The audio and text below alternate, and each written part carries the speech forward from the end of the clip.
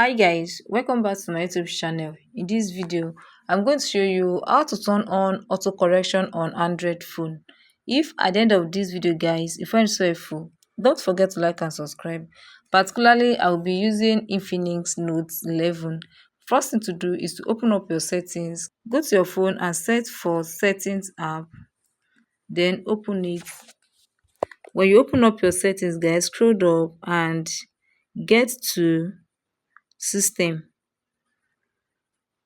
Click on system, then after clicking on system guys, go ahead and click on language and inputs.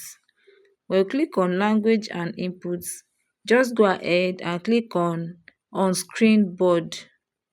Click on screen board. When you click on screen board guys, to bring you to this page, just go ahead and click on Gboard, which is the first option there. Click on Gboard. After clicking on that Gboard guys, go ahead and click on test correction. You can see test correction here.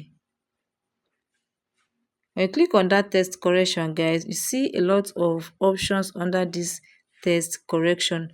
Just go ahead and click on auto correction. You can see the auto correction here under corrections.